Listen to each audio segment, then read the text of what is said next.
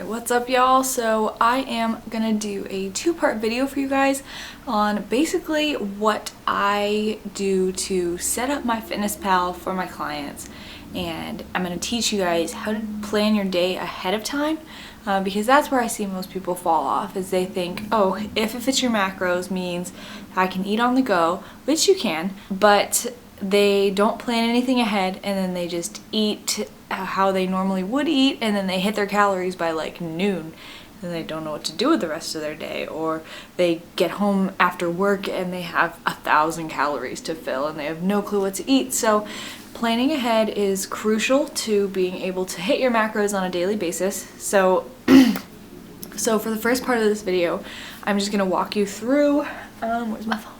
I'm just gonna walk you through on my phone how I set up MyFitnessPal, the settings I like to have going, general rules on how to track certain foods. So it's really exciting that I can do this because when I started YouTube, this was one of the first videos that I wanted to make, and I was filming on this. So there was no way for me to show you my phone screen through the camera on the phone screen. So I'm really excited to be able to bring you guys this video. This is literally how I set up tracking macros for my personal clients. So I hope you guys get something out of this.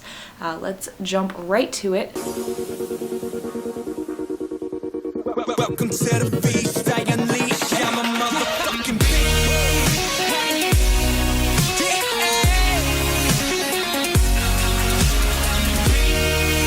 So the first thing I'm going to say is you need a food scale. So if you're tracking macros and you're not using one of these, then you're not going to be able to get as accurate as you need to be in order to see like consistent results. Especially if you're a beginner, it's crucial to have the scale, not just for accuracy, but to learn portion sizes. You need to learn what X amount of grams of something looks like. Like right now I can eyeball the number of grams of something in a handful and pretty much be within like 2 or 3 with any guess.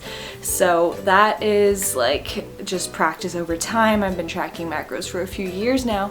So make sure you have a food scale that weighs in grams and ounces. So this is mine. I got it from Walmart. It's like $10, $10 or $15, 20 max. You don't need to spend a lot of money on it. Any scale will really work, so make sure you have one of those. And then for setting up MyFitnessPal, let's jump to let's jump to my phone view. And when you get into MyFitnessPal, this is what the homepage looks like. This is your diary tab. This is your weight. You can see I don't track my weight because it messes with the goal numbers here every single time you log your weight, and so I write it somewhere else. And then here is your settings, and then how I changed my calorie goals to 0 here. As you can see, I went to my goals, and then I went to my calorie and macronutrient goals, and then I literally just typed in 0 and pressed OK. And that is all, and that's how I keep it because I know my calories are around 2100. I know my macros, and the calories are gonna be different every single day, even if you're hitting the same numbers, simply because of labels. The labels on the foods you eat, oh god, why is it not focused? The labels on the foods you eat are allowed to round by like 5%, like according to the FDA. So it's gonna be a different number every single day, especially if you're eating stuff that's packaged or out of a box, whatever. Obviously, I don't advocate doing that for the majority of your meals, but yeah. And then meal 1, meal 2, meal 3, meal 4, and meal 5 are like this because I went on a desktop. This is the only way you can change this, is on myfitnesspal.com on a computer, and you can change the names of the meals from like breakfast, lunch, and dinner to whatever you prefer. I used to have my last one be called night snack, so, or like dessert or something, so you can make it whatever you want.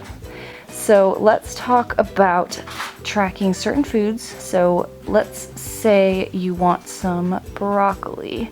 So you're gonna go to add food like I just did, and you're gonna type in broccoli, and then you're gonna type in USDA. The reason why you're typing in USDA is because the USDA entry is the most accurate entry for vegetables, starches, fruits, any whole food or meat for that matter.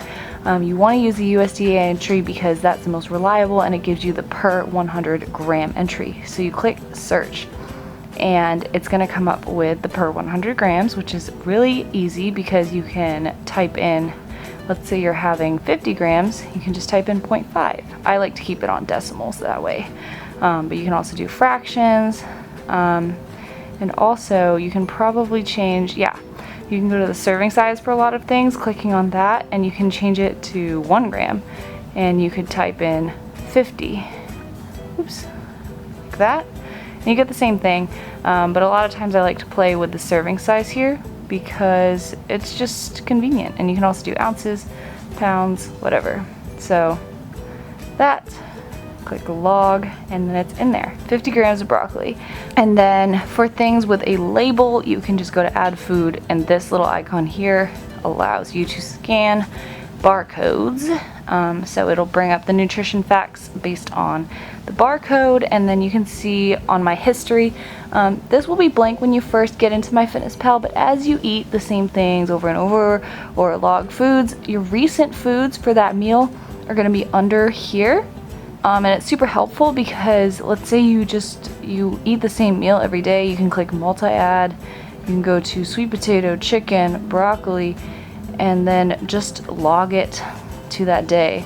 And this was already there, but so yeah, you can do that.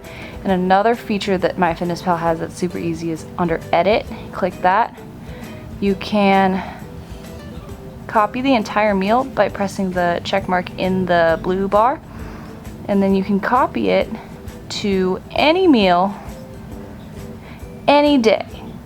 And that is super helpful for if you meal prep, because let's say you're doing it for meal prepping. So here, now it's under meal 3. And now if you make this meal for like 10 meal preps and you don't want to re-log it in every single time, or you think you might forget, you just go to edit and you can copy this and this, or you can click select all, and you can copy both of these to the same meals on X number of days. And that's super easy because then you can have it in there ahead of time for your meal preps.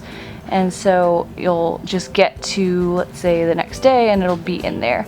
So I love that feature for meal preps. I use it all the time for when I'm in school and I'm meal prepping.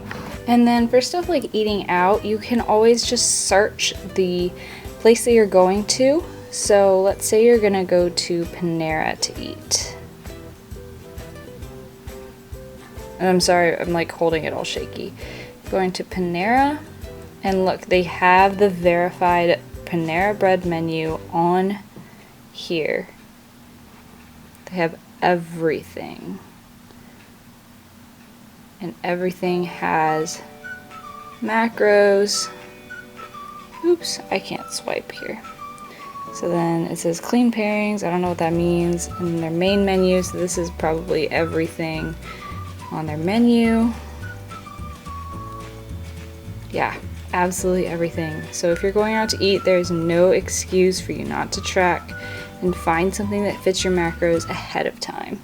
So that's that. And then the next thing I'm going to talk about is tracking alcohol. So when you're tracking alcohol, you will notice that, let's go here and type in red wine.